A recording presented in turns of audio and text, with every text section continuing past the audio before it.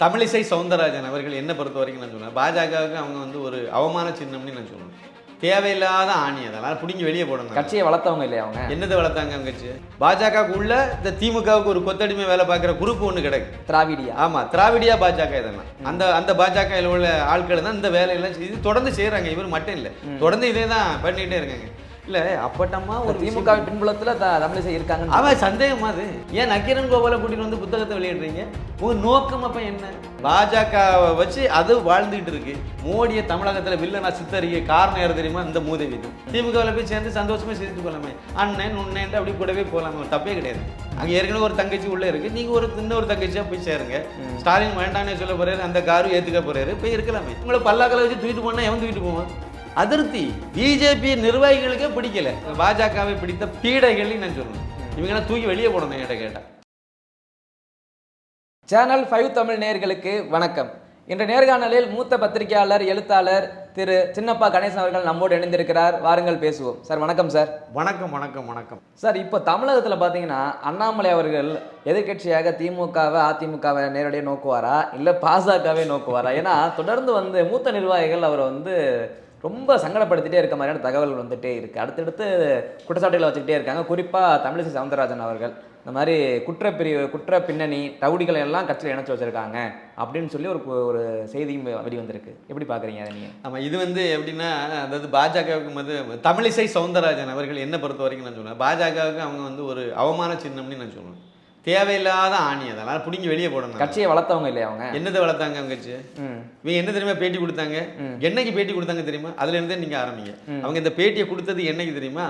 அண்ணாமலையுடைய போட்டோவை நடு ரோட்டில் போட்டு அந்த போட்டோவுக்கு மேலே ஒரு ஆட்டை கொண்டு வந்து ஆட்டை வெட்டி அந்த போட்டோவுக்கு ரத்த அபிஷேகம் பண்ணி அதை ரோடு ஃபுல்லாக சுற்றி கோஷமெல்லாம் போட்டு இதெல்லாம் பண்ணி இந்த வீடியோ பெருசாக வைரலாகி இந்திய அளவில் அது ஒரு பெரிய வைரலாகி பெரிய சர்ச்சையை அது ஏற்படுத்துது. திமுக காரன் இதை பண்ணுனான்னு சொல்லி பெரிய அளவில் பிரச்சனை ஆகுது. இதை அப்படியே திசை மடைமாற்றி பண்ணி விடுறதுக்கு இந்த அம்மா வெளியே வந்து பேட்டி கொடுக்கு. இந்த அம்மாவை எந்த கணக்கில் சேர்ப்பீங்க? இது திமுகன்னு சொல்லுவீங்களா? திமுகவினுடைய கொத்தடிமைன்னு சொல்லுவீங்களா? இல்லை பாஜகன்னு சொல்லுவீங்களா? அதான் நான் இந்த கோஷ்டிகளுக்கு நான் என்னுடைய வார்த்தையில் என்ன சொல்லணும்னா, இது திராவிடியா பாஜகன்னு சொல்லுவேன். பாஜகவுக்கு உள்ள இந்த திமுகவுக்கு ஒரு கொத்தடிமை வேலை பார்க்குற குரூப் ஒன்று கிடக்கு, திராவிடியா. ஆமாம், திராவிடியா பாஜக. இதெல்லாம் அந்த பாஜக உள்ள ஆட்கள் தான் இந்த வேலையெல்லாம் இது தொடர்ந்து செய்கிறாங்க. இவர் மட்டும் இல்லை, தொடர்ந்து இதே தான் பண்ணிகிட்டே இருக்காங்க. இல்லை அப்பட்டமா ஒரு திமுக பின்புலத்தில் தமிழிசை இருக்காங்க. அவன் சந்தேகமா அது 2 மாநில கவர்னராக இருந்தாங்க சார். இவ 2021 எலெக்ஷன் முடிஞ்சது. யாரை எதிர்த்து வெற்றி பெற்றாரு? மு.க. ஸ்டாலின் காரு. அவர் திமுக பாஜக அண்ணா திமுக அணியை எதிர்த்து தானே வெற்றி பெற்றாரு. அப்போ பாஜகவை எதிர்த்து தானே வெற்றி பெற்றாரு. வெற்றி பெற்றவருக்கு அடுத்த நாளா 3வது நாள் அவங்க வீட்டில் போய் நிற்கிறாங்க. இந்த அம்மாவுக்கு என்ன வேலைங்க? அவர் என்ன பதவியே இருக்கல. தந்தையின் நெருக்கம் காரணமாக போய் பார்க்கலாம். நெருக்கமாக இருந்துட்டு போட்டோம். நீங்க 2 மாநிலத்துக்கு கவர்னர். அவரு கொள்கை ரீதியாக பார்த்தாலும் அவர் எதிர்கட்சி. ஆனால் 2 மாநிலத்துக்கு கவர்னராக இருக்கீங்க. உங்க புரோட்டோகால் என்ன? அவர் என்ன முதலமைச்சரே பதவியே இருக்கல. பதவி ஏற்ற கூட முதலமைச்சர் கவர்னருக்கு கீழே தான் வருவார் புரோட்டோகாலில். உங்களை அவர் பார்க்கலாம். நீங்க அங்கே போய் பார்த்தீங்க, பார்த்து வாழ்த்து கொடுத்து சொல்லிட்டு வந்த ஆள் தான் இந்த பொம்பளை. இதுக்கு என்ன மரியாதை வேண்டி கிடக்கு? அதை விட இன்னொன்று சொல்றேன், அந்த 3 ஆண்டு கவர்னர் பதவி அப்படிங்கிறத வச்சு ஒரு புத்தகம் எழுதினாங்க. 3 ஆண்டு அது கவர்னர் 3 ஆண்டுக்கே புத்தகமா? ஆமாம், 3 ஆண்டுகள் அந்த ஆளுநர் பதவியில் இருந்ததை வச்சு ஒரு புத்தகத்தை அனுபவத்தை வச்சு ஒரு புத்தகத்தை அந்த அம்மா எழுதினாங்க. யார் எழுதி கொடுத்தாங்களோ சரி, அந்த அம்மா எழுதினாங்க. அவங்க பேர்ல தானே வந்துச்சு, எழுதினாங்க. இதை வெளியிட்டது யாரு தெரியுமா? 24 மணி நேரமும் மோடியை கண்ணா பின்னாடி இழிவுபடுத்தி ஒரு மேலே பேசிட்டு இருக்கக்கூடிய இன்னைக்கு வரைக்கும் பேசிட்டு இருக்கக்கூடிய நக்கீரன் கோபால், ஆட்டுக்குட்டி அண்ணாமலைன்னு சொல்லக்கூடிய ஆள். ஒவ்வொரு இடத்தையும் வந்த ஆள் இதுதான் பேசிட்டு தெரியுறாரு. அவரு இந்த கார்த்திகை செல்வன், அவன் இவனுக்கு இத்து போனவன், அவன் யாரெல்லாம் மோடிக்கு எதிரான ஆளோ அத்தனை பேரும் கூட்டி ஸ்டார் ஹோட்டலில் வச்சு சென்னையில் தான் புக்கு வெளியிட்டாங்க. நீங்கள் பிஜேபியில் உள்ள ஆள்களை அண்ணாமலை மாநில தலைவர் அவரை வச்சு வெளியிடலாம். இல்லை அவர் உங்களுக்கு பிடிக்கலன்னா வேற ஏதாவது மூத்த தலைவர்கள் முன்னாள் தலைவர்கள் இருக்காங்க, ஹெச் ராஜாவில் வந்து நிறைய பேர் இருக்காங்க, உங்களுக்கு பிடிச்ச ஆளை வைக்கலாம். இல்லை ஒரு மத்திய அமைச்சரை கூட்டிகிட்டு வந்து நீங்கள் வெளியிடலாம். யாரும் உங்களுக்கு குறை சொல்ல போகிறதில்லை. ஆனால் யார் பிஜேபிக்கே எதிரான வேலையை பார்த்துட்டு இருக்காங்களோ 24 மணி நேரமும் நீங்கள் அதை ஒரு சித்தாந்தமாகவே ஒரு கொள்கையை வச்சு செய்கிறாங்களோ அவங்கள கூட்டிகிட்டு வந்து நக்கீரன் கோபாலுக்கு இதுக்கு என்ன சம்பந்தம்? ஏன் நக்கீரன் கோபாலை கூட்டிகிட்டு வந்து புத்தகத்தை வெளியிடுறீங்க? உங்கள் நோக்கம் அப்போ என்ன? இவ்வளவுதான். தமிழிசை சவுந்தரராஜனுக்கு பாஜக எல்லா வசதியும் பண்ணி கொடுத்துச்சு. ஆனா அது பாஜகவுக்கு மேல விசுவாசமே இல்லை. அதான் சொன்னல, இங்க என்ன காரணம் இருக்குன்னு நினைக்கிறீங்க? வைத்தறிச்சல் வேற என்ன? நம்ம இருக்கும்போது அதுக்கு சுயநலம். பாஜக வச்சு அது வாழ்ந்துகிட்டு இருக்கு. அதனால பாஜக மோடியை தமிழகத்துல வில்லனா சித்தறிய காரணம் யாரு தெரியுமா? இந்த மூதேவி தான். ஏன் அப்படி? ஆமா, அவங்க தானே பாஜக தலைவரா மாநில தலைவரா இருக்கும்போது தானே மோடி அங்க வில்லனா சித்தரிச்சாங்க. அதுக்கு என்ன எதிர்வினை ஆட்டினாங்க? உண்மையிலே மோடி 2014 ஹீரோ தான் தமிழ்நாட்டிலே. ஆமா ஆமா, தமிழ்நாட்டு மக்கள் அலைன்னு சொன்னாங்க. ஆமா, மோடி அலை இந்தியா முழுக்க வந்துச்சு, தமிழகத்திலே அவரை ஏத்துக்கிட்டாங்க. அதுக்கு பிறகு மோடிக்கு மேல ஒரு அதை கட்டமைச்சாங்க, திமுக தரப்புல இருந்து கட்டமைக்கிறாங்க. மோடியை ஒரு வில்லனா கொண்டு வந்துடணும், அப்பதான் நம்ம ஜெயிக்க முடியும்னு அவங்க ஒரு அரசியல் இதில் ஐடியா பண்ணி கொண்டு வராங்க. அதை உடைக்கணுமா வேண்டாமா? இவங்க தானே மாநில தலைவர், என்ன ஆணையை புடுங்கினாங்க? ஒன்றும் செய்யல, அதை விட்டுட்டாங்க. அப்படியே விட்டு நல்லா வளர விட்டாங்க. கடைசியில் ஆன்டி மோடி வேவ் 2011-19 திமுக பாஜக மொத்தமாக காலி பண்ணிட்டு அதுக்கு முன்னாடி 2014 கூட்டணி எவ்வளோ ஓட்டு வாங்கியிருந்து? 18% ஓட்டு பாஜக அணி வாங்கியிருந்து. பெரிய ஒரு வெற்றி தான். ஆனால் ஒரு பயங்கரமான அது கூட்டணி, அது இல்லைன்னு சொல்ல முடியாது. அதில் நிறைய பேர் தெரியாமல் அந்த அறகுறையாக பேசிட்டு இருக்காங்க. உண்மையிலே 2014 பாராளுமன்ற தேர்தலில் பாஜக அணி அமைச்ச கூட்டணியில் அன்னைக்கு தேமுதிக வந்து சட்டசபையில் எதிர்க்கட்சி. விஜயகாந்த் அவர்கள் சட்டசபை எதிர்க்கட்சி தலைவர். ஆமா, அவர் ஒரு திமுகவே எதிர்கட்சியா இல்லாம இருந்த நேரம், அந்த நேரத்துல அவரை வந்து பாஜக அணியில கொண்டு வராங்க. பாஜக பெரிய கட்சியே கிடையாது. பாஜக உண்மையா சொல்ல போனா பாஜக 2014 உள்ள நிலவரப்படி கன்னியாகுமரியில கொஞ்சம் இருந்துச்சு, அப்புறம் வந்து கோயம்புத்தூர்ல கொஞ்சம் இருந்துச்சு, அப்புறம் ராமநாதபுரத்தில் கொஞ்சம், அப்புறம் அப்பப்போ கொஞ்சம் தென்காசி அங்கங்கன்னு விட்டா கொஞ்சம் தான் பாஜக இருந்துச்சு. அதனால தான் இவங்கெல்லாம் கேட்டாங்க பாஜக எங்கே இருக்குன்னு கேட்டாங்க. பாஜக நுழைய விட மாட்டேன்னு சொன்னால இதுக்கு தான் சொன்னாங்க. அதுக்கு பிறகு அப்படி இருந்த நேரத்தில் மோடியை ஏற்றுக்கிட்டாங்க. ஆனால் 2019 வரும்போது இந்த அம்மா தான் 2014 இல்லை 14க்கு பிறகு இவங்க தான் தலைவி ஆனாங்க, மாநில தலைவர் இவங்க தான். இந்த அம்மா தலைமையில் இருக்கும்போது தான் மோடி அப்படியே கட்டமைச்சு அப்படியே நெகட்டிவாகவே மக்கள்கிட்ட கொண்டு போய் சேர்த்துட்டே இருக்காங்க. அதை முறியடிக்கிறதுக்கு எதுவுமே பண்ணலை. ஓட்டும் போச்சு, எல்லாம் போச்சு. எல்லாம் ஒன்றும் இல்லாமல் ஆன பாஜகவை அண்ணாமலைன்னு ஒரு மனிதர் வந்து தெரு தெருவா ஊர் ஊரா நடைபயணம்லாம் போய் மோடியினுடைய திட்டங்களெல்லாம் கொண்டு போய் சேர்த்து இந்த எலெக்ஷனில் பாருங்க மோடிக்கு எதிராக எந்த அலையும் இல்லை, ஒன்றும் இல்லை. அந்த கோபேக் மோடி, அந்த மோடிக்கு எதிரான பலூன் விட்டது, வெற்றி பெற்றவங்களே ஓட்டு சதவீதம் குறைஞ்சிருக்கு, திமுக சதவீதம் குறைஞ்சிருக்குல்ல. இதெல்லாம் கண்டிப்பாக ஒரு 6% 7% குறைஞ்சிருக்கு. திமுகவினுடைய ஓட்டு வங்கியே 7% கீழே இறங்கியிருக்கு. அது பாஜகவுக்கு இவ்வளவு பெரிய வளர்ச்சியை கொடுத்துருக்கு. இதெல்லாம் வந்து மோடிக்கு எதிராக கட்டமைக்கப்பட்ட அந்த பிம்பத்தை உடைச்சதுனால தான் வர முடிஞ்சது. அப்ப இந்த பிம்பத்தை கட்டமைக்கும் போது இந்த அம்மா வந்து என்ன பண்ணிட்டு இருந்தாங்க? இவங்க தானே மாநில தலைவர். அதே ஒரு மாநில தலைவர் வந்து பின்னாடி வந்து அண்ணாமலையால் அதை உடைக்க முடியுது, உடைச்சு மக்கள் மத்தியில் வந்து அந்த இதெல்லாம் எடுத்துட்டு கொண்டு போக முடியுது. இந்த அம்மா என்ன பண்ணாங்க? இவங்க இருக்கும்போது ஒண்ணுமே பண்ணலையே, ஒண்ணுமே பண்ணல. ஆனாலும் இவங்களை கவரவப்படுத்தினாங்க. கவர்னர் இருந்துட்டு என்னெல்லாம் வேலை பார்த்துட்டு இருந்துச்சு? அது பாஜகவுக்கு ஏதாவது செய்தாங்களா? நான் ரெண்டு விஷயம் மட்டும் சொல்றேன், ரொம்ப அதிகமாக பேசல. ஒரு விஷயம், ஒன்றிய அரசுங்கிறத இவங்க காயின் பண்ண, கருணாநிதியே அந்த வார்த்தையை பயன்படுத்தலை. ஆனால் மு க ஸ்டாலின் முதலமைச்சராக பண்ணது அது ஆன பிறகு இதை பயன்படுத்துறாங்க. பயன்படுத்தி ஒரு பிரிவினைவாத நோக்கத்தோட அந்த ஒன்றிய அரசுங்கிறத முன்னெடுக்கிறாங்க. எல்லாருக்கும் இது தேசியவாதிகளுக்கு புரியுது, உங்களுக்கு புரியுது, எனக்கு புரியுது, எல்லாத்துக்கும் புரியுது. ஆனால் இங்கே இது பற்றி எரிஞ்சுக்கிட்டு இதை இருக்கும்போது தான் பாண்டிச்சேரியில் உட்காந்துட்டு இது கவர்னராக அங்கே உட்காந்துட்டு அதுவும் ஒன்றிய அரசுன்னு சொல்லுது. இதை என்ன செய்வீங்க? இந்த அம்மா ஒன்றிய அரசுன்னு சொல்லுது. ஆமாம், சமீபத்திய ஒரு உதாரணத்தை சொல்கிறேன். அதாவது போன பிப்ரவரி மாதம் 2024 பிப்ரவரி மாதத்தில் கோயம்புத்தூர் குண்டுவெடிப்பில் இறந்து போன அந்த பலியானவங்களுடைய ஆன்மா சாந்தி அடையுதுக்கு அங்கே ஒரு இதை வச்சு அண்ணாமலை போய் நின்று அவங்களுக்கு மாலையெல்லாம் வச்சு எல்லாம் அவங்க மரியாதை செலுத்திட்டு இருக்காரு. அன்னைக்கு தான் இந்த அம்மா ராஜினாமா பண்ணுச்சு கவர்னர் பதவி. ஆமாம், ஆட்சி இந்த எலெக்ஷனில் நிற்க போகிறேன்னு சொல்லி அதை அடுத்த நாள் பண்ண என்ன, இல்லை 3வது நாள் பண்ண என்ன? அது ஒரு பெரிய விஷயம் இல்லைல்ல. டெல்லியில் உள்ள தலைவர்களுக்கு வேணால் அங்கே உள்ள அரசியல் தெரியாமல் இருக்கலாம், அந்த நிகழ்வெல்லாம் முக்கியத்துவம் தெரியாமல் இருக்கலாம், அவங்க நிறைய வேலையில் முக்கியமாக இருக்கனால இதை கவனிக்காமல் இருக்கலாம். உங்களுக்கு நல்லா தெரியாம உங்கள் நோக்கம் என்னது? அது திமுகவை பாதிக்கும். அந்த விஷயம் கோயம்புத்தூர் செய்தியை மறைத்து செய்தியை காட்டுவதற்கு அப்போ திசை திருப்பி விடணும்.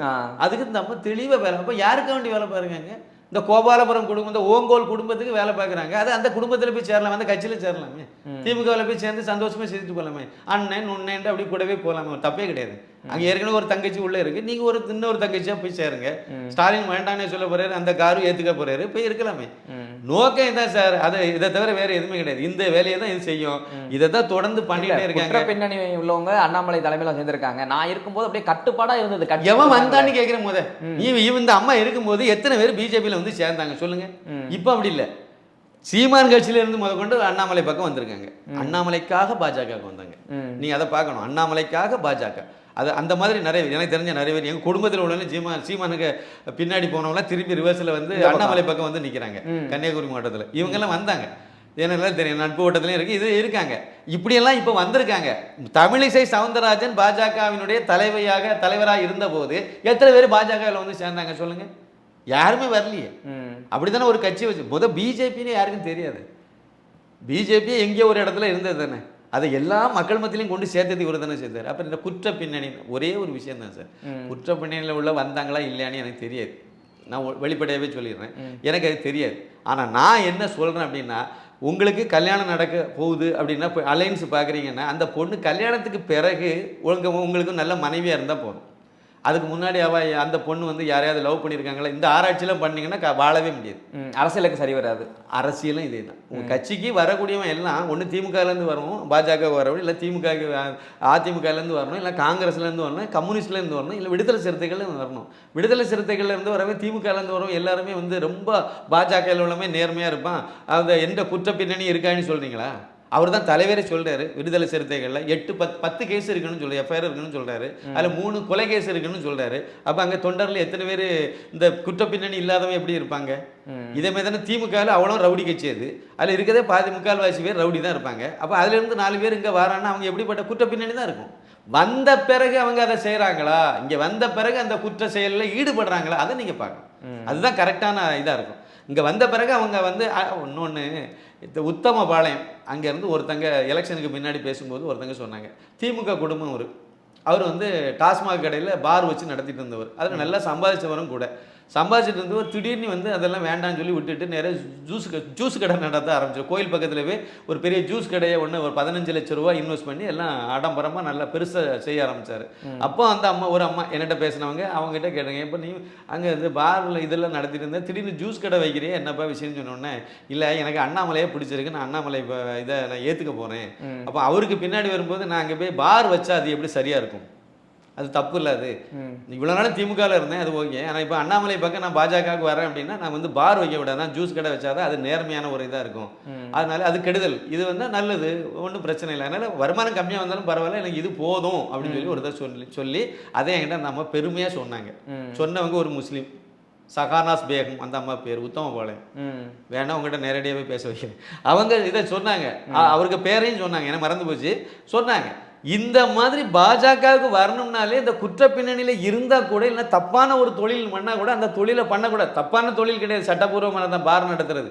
ஆனால் அது மக்களுக்கு கெடுதல் விளைவிக்கக்கூடிய ஒரு இது இருக்கிறதுனால அதை கூட விடணும்னு நினைக்கிறாங்க. அண்ணாமலைக்காக அதை விட்டுட்டு வரணும்னு நினைக்கிறாங்க. இப்படி வரும்போது இந்த அம்மா அங்கே கிடந்து குறுக்கு சால் ஓட்டுதுன்னா இதுக்கு அஜெண்டா தான் என்னது? அப்போ இன்னொரு விஷயம் கேட்குறேன், இவங்க 2 மாநிலத்துக்கு கவர்னர் தானே, பல இடங்களில் நான் பேசிட்டேன், இருந்தால் திருப்பி இங்கே நம்ம நேயர்களுக்கும் இதை நான் சொல்கிறேன். 2 மாநில கவர்னர், ஆனால் இவங்களுடைய வீடு வந்து விருகம்பாக்கத்தில் இருக்குது. அந்த வார்டு வந்து சாலிகிராமம் வார்டு. அந்த வார்டு ஏன் பிஜேபி வெற்றி பெற வைக்கல?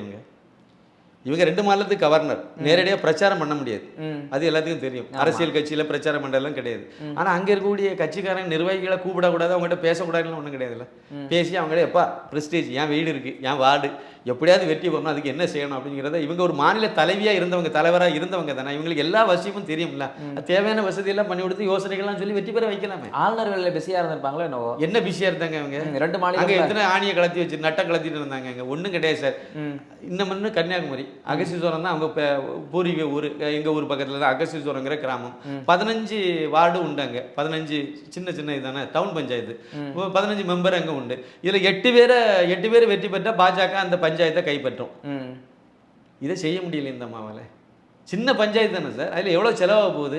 அங்கே இருக்க எல்லாத்தையும் கூப்பிட்டு வச்சு, நிர்வாகிகள்லாம் கூப்பிட்டு வச்சு பேசி, எப்பா எனக்காக நீங்கள் இதை கொஞ்சம் செய்யுங்க பண்ணால் எல்லாம் கொஞ்சம் நல்லா ஊக்கப்படுத்தி விடலாம். அவங்க நல்லா வேலை செய்ய போகிறாங்க. என்ன இருந்தாலும் அக்கா சொல்லிட்டாங்கன்னு சொல்லி செய்ய போகிறாங்க. அதை கூட உங்களால் செய்ய முடியல. இதே மாதிரி நான் தான் கேட்குறேன், இவங்க ஒரு மாநில தலைவியாக நொட்டுனதுனால நான் வந்து அம்மாட்ட கேட்குறேன். இதே மாதிரி மோடியும் அமித்ஷாவும் நாங்கள் டெல்லி அரசியலுக்கு போயிட்டோம், அதில் குஜராத்தில் உள்ளது எனக்கு சம்மந்தம் இல்லைன்னு விட்டுட்டு போயிருந்தாங்கன்னா குஜராத் இப்போ வந்து பாஜகவில் இருக்குன்னு நீங்கள் நினைக்கிறீங்க? அப்போ அவங்கவங்க வார்டு அவங்க வெற்றி பெற வைக்கணுமா வேண்டாமா? அது ஒரு மாநில தலைவராக இருந்த பிறகு கூட, முன்னாள் மாநில தலைவராக இப்போ இருக்கக்கூடியவங்க கூட அவங்க வார்டை வெற்றி பெற வைக்கணும்னு அந்த அக்கறை வரலையே. இப்போ கூட பாருங்கள், எனக்கு புள்ளிவரம் தெரியல, அவங்க வீடு கூடிய பூத்துலேயே அநேகமாக பிஜேபிக்கு அதிகமான ஓட்டு இருக்காது, வாங்கியிருக்காது.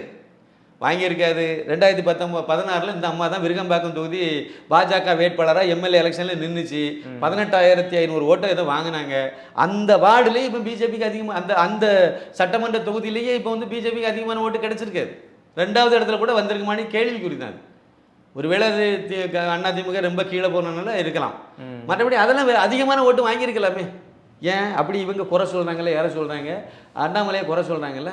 அண்ணாமலை போட்டிக்கிட்டது எங்கே? கோயம்புத்தூர். வாங்கின ஓட்டு எவ்வளோ? 4.5 லட்சம் ஓட்டு. சாதாரண ஓட்டா இது? 4.5 லட்சம் ஓட்டு வாங்கியிருக்காரு. அங்கே 4.5 லட்சம் ஓட்டு வாங்கினது மட்டும் இல்லை, அங்கே 10,000 ரூபா வரைக்கும் ரூபா கொடுத்துருக்காங்க. உங்களுக்குலாம் எல்லாம் தெரிஞ்சிருக்கும், களத்தில் போனாலும் ஒரு ஓட்டுக்கு 10,000 ரூபா வரைக்கும் கொடுத்துருக்காங்க. இந்த தங்க கோல்டு காயின் கொடுத்துருக்காங்க.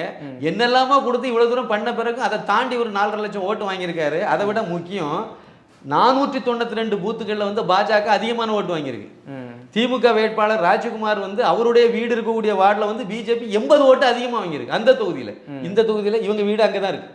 இந்த தொகுதியில் என்ன வாங்கிச்சு?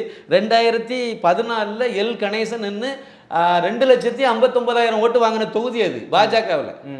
இன்னைக்கு இவங்க வந்து 2,90,000 ஓட்டு வாங்கியிருக்காங்க. அவ்வளோதான். இன்னும் இவங்களை விட வேற யாராவது நின்னா கண்டிப்பாக 1 லட்சம் ஓட்டு கூட கிடைச்சிருக்கும். அந்த ஓட்டை கெடுத்ததே இந்த பொம்பளை தான். ஏன்னா இவங்க அது வரைக்கும் அங்கே எதுவுமே கண்டுக்கல. திடீர்னு ஒரு நாள் வந்து நீங்கள் நிற்கிறீங்க, எல்லாரும் தூக்கி உங்களை பல்லாக்களை வச்சு தூக்கிட்டு போனால் எவன் தூக்கிட்டு போவான்? அதிருப்தி. பிஜேபி நிர்வாகிகளுக்கே பிடிக்கல. இதை பிடிக்கல. இது வந்து அப்படி ஊர் சுற்றிட்டே தெரியுது. திடீர்னு ஒரு நாள் வந்து வேட்பாளர் என்ன போடுங்க, என்ன பண்ணுங்கன்னா இவங்க என்ன ஒரு கணக்கு வேண்டாமா? ஏதாவது நீங்கள் செய்திருக்கணும்ல. இந்த தொகுதியில் நிற்க போகிறேங்கிறது ஆசைப்படுறது உங்களுக்கு தெரியுது. அப்போ ஒரு வருஷத்துக்கு முன்னாடி அதுக்கு ஏதாவது களப்பணி ஆற்றிருக்கலாம்ல, மறைமுகமாக யோசனைகளை சொல்லியிருக்கலாம். இப்போ பூத்து இல்லாத இடத்துல பூத்து போட்டுருங்கப்பா இந்த அப்படின்னு சொல்லி ஏதாவது ஒரு வேலையை செய்திருக்கலாமா? அப்போ எதுவுமே செய்ய மாட்டேன். இந்த சின்ன வகுப்பில் நம்ம வந்து வயலாக இருக்குது, நாற்று நட வரையாக வரமாட்டேன், களை பறிக்க வரையாக வரமாட்டேன், அதை பண்ண உரம் போட வரையாக வரமாட்டேன், விதைக்கலேருந்து ஆரம்பித்து எதுவுமே பண்ண மாட்டேன், அறுவடை பண்ண போறேன் அதுக்கும் வரமாட்டேன்.